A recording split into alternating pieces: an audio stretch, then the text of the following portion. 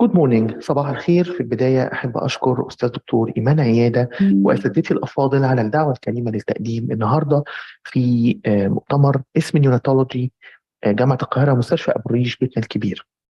Today I'm going to take you through a few cases to highlight the roles and the challenges of genetic testing in the perinatal period and how to deliver that from the lab to the bedside. As we know, testing can be targeted, which means that we test for a single gene or gene panels, or can be genome-wide, which means we test for gene alterations or changes across the genome, such as the microarray test, where we look for microdeletions or microduplications across the whole genome, or clinical exome, whole exome and whole genome sequencing. Targeted testing is very useful in the clinical situations when we can link the phenotype strongly and confidently to one or few genes. And in this case, it can be less costly and has a quick turnaround time. And also there is less chance of finding or identifying variants of uncertain significance, which are gene alterations that we are not very certain or clear whether these are disease-causing or pathogenic or part of the normal human genetic variation or benign. However, it's not suitable if the phenotype is non-specific or linked to numerous genes, such as developmental disorders, structural abnormalities, and other indications. And this is where genome-wide testing would step in to be the best diagnostic tool. And it allows us to obtain a diagnosis in such patients with non-specific phenotypes. And also it increases the chances of identifying novel genes. However, it's quite costly and could have a longer turnaround time, despite that now there is increased availability of urgent microarray and rapid whole exome and rapid whole genome testing, which can deliver results in few days or few weeks. There is also a higher chance of finding these variants of uncertain significance, which can be challenging in variant interpretation and assessment. And we can see here that the yield of diagnosis for whole genome sequencing can be quite variable depending on the phenotype, being high with things like neurometabolic disorders, certain epilepsies, clinical disorders such as osteogenesis imperfecta, but being quite low in other non-specific disorders such as autism. And so genome-wide testing is not the magic tool for diagnosis. We have to build a puzzle for holistic approach between clinical and genetic. The first case is about a patient with neonatal epileptic encephalopathy. This patient is a second child to non-consanguineous parents. Family history is irrelevant apart from a history of 2 miscarriages. Antenatally, the prenatal period was unremarkable, but there was some increased fetal movements towards delivery. The baby was born at term by elective section, and at birth, thick meconium was noted. However, the baby was born in a good condition initially. At about 3 minutes of life, the baby developed cyanosis and hypertonia and rigidity. She required inflation and ventilation presses, transferred to NICU and requiring CPAP ventilation initially. And then the baby developed seizures in the form of multifocal clonic and myoclonic seizures. These did not respond to loading doses of phenylpalmitone and phenytoin, and a loading and maintenance dose as well of levetiracetam.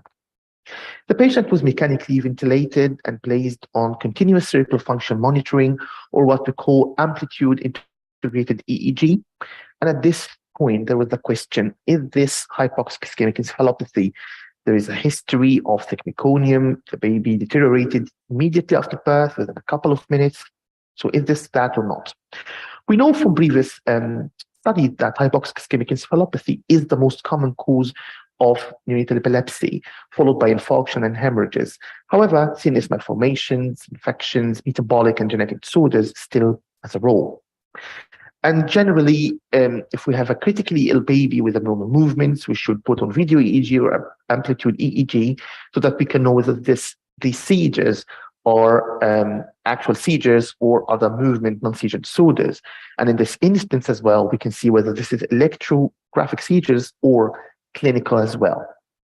And we can see on the right that there is a long list of conditions which can present with neonatal rigidity.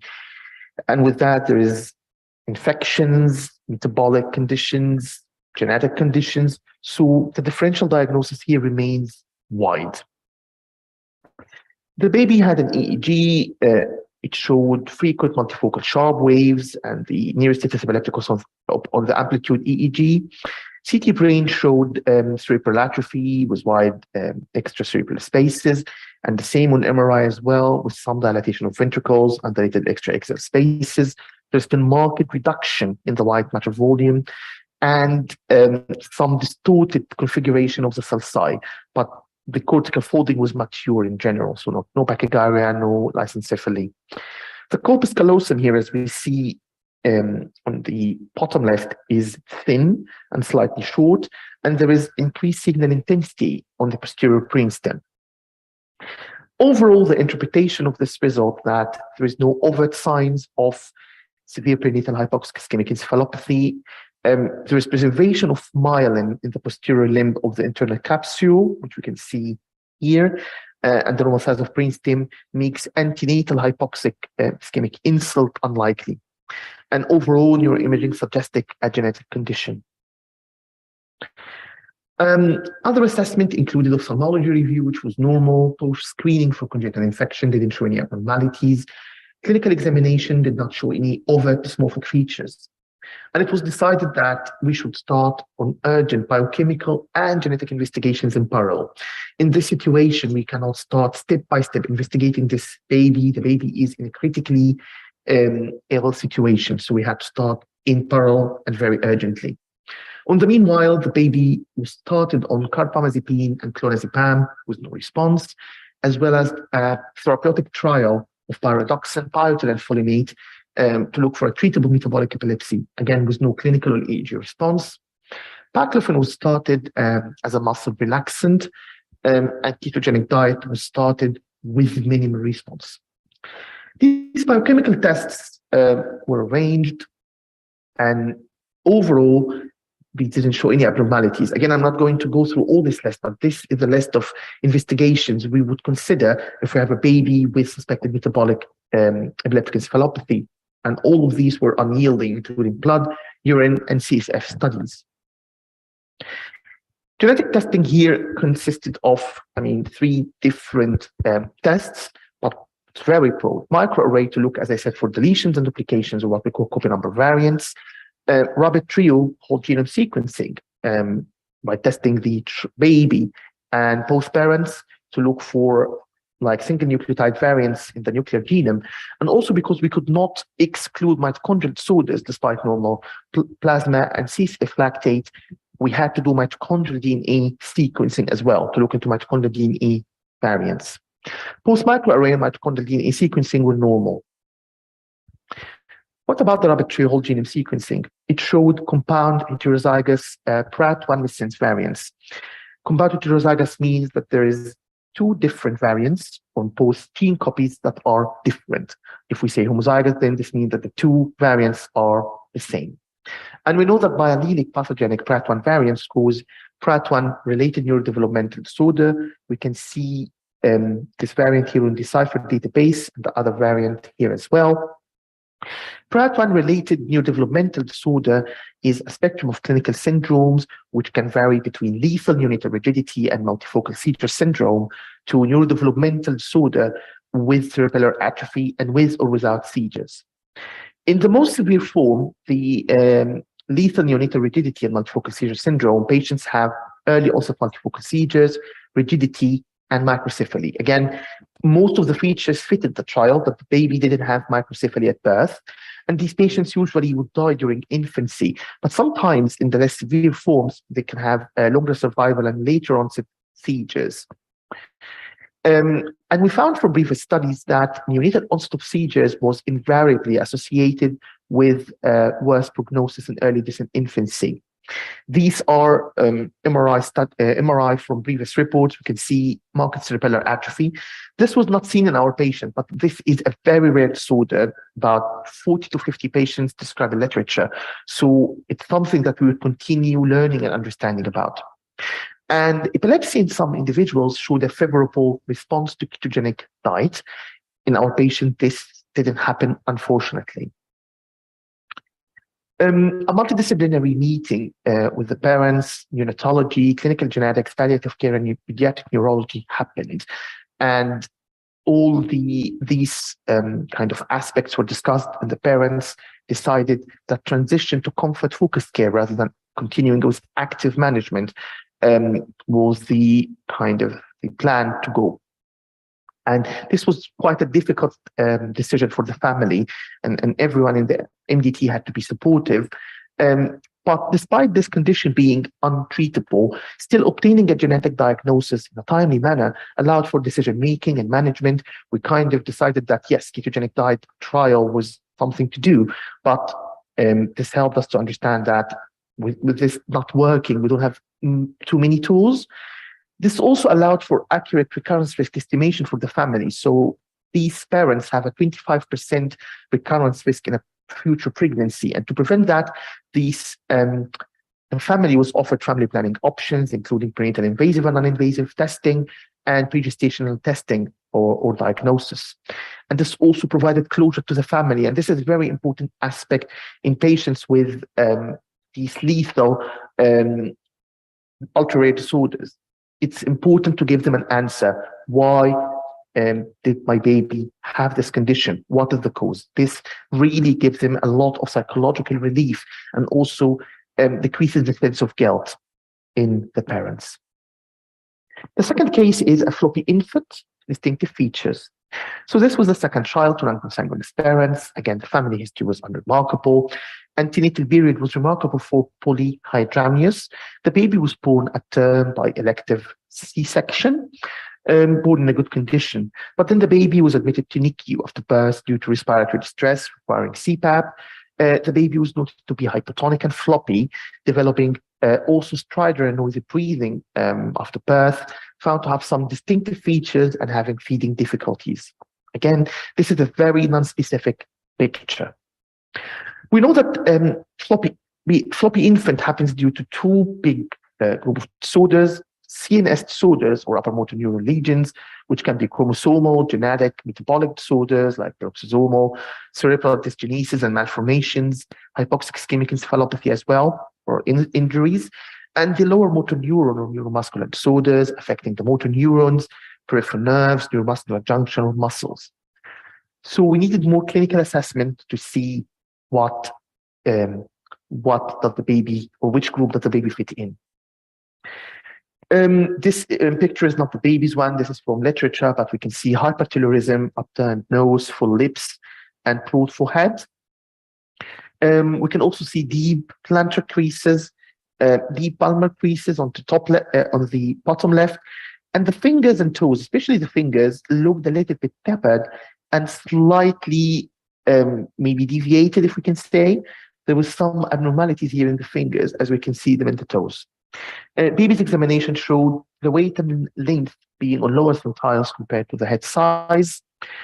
Further assessment for the different problems of the baby showed here an X-ray showing some like abnormal shadows on the right upper and lower and the left lower field of the lung. Because the baby had stridor and feeding difficulties, fiberoptic endoscopic evaluation of swallowing was done. No laryngomalacia was seen, but then microlaryngoscopy and bronchoscopy was done to look for tracheobronchomalacia, and the baby was found to have mild tracheomalacia. As we can see on expiration, there is narrowing of the trachea with mild narrowing in the lung segment.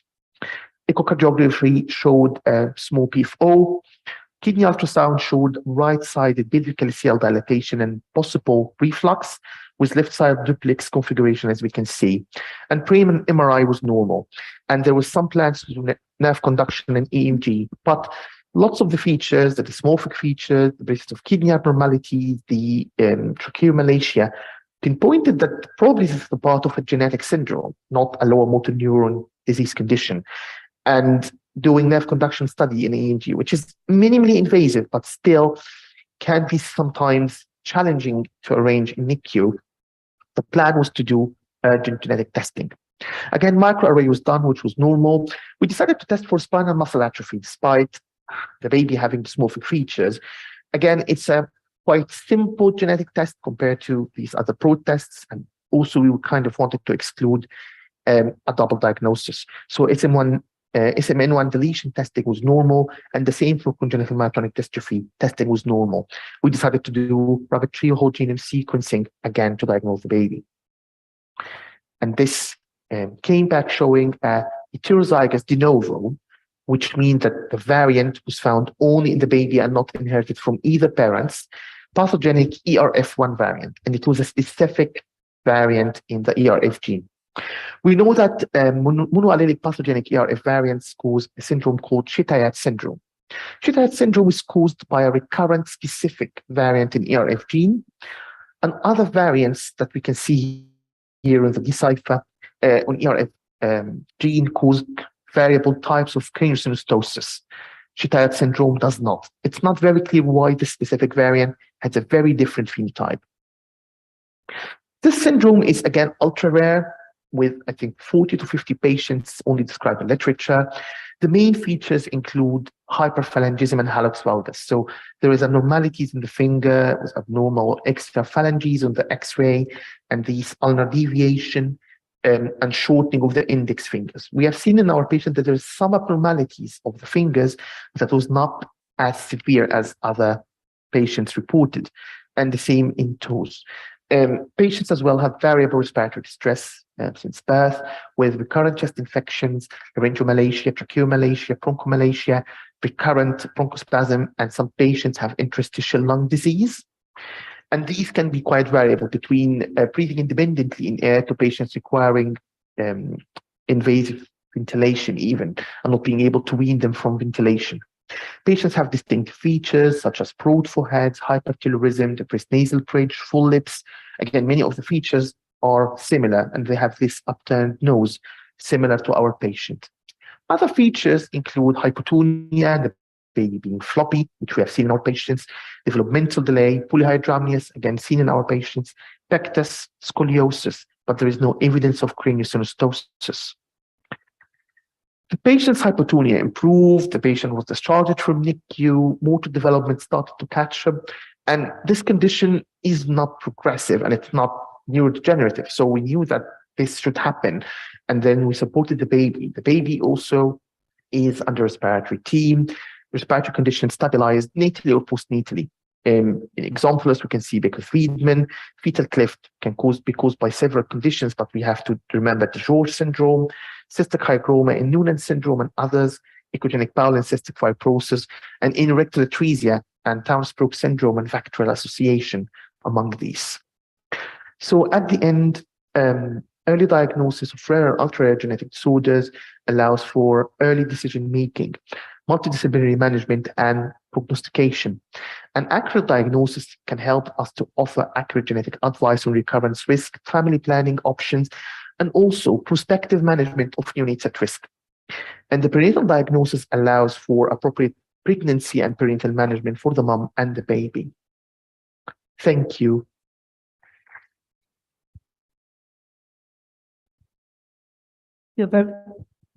Thank you, Dr. Nour, for this very nice and very interesting lecture. It's really a challenge. يعني actually حضرتك بتخلينا كلنا challenge to work on more on genetics and diagnosis of genetics whole exome sequencing. دكتور محمد كمان كان ادانا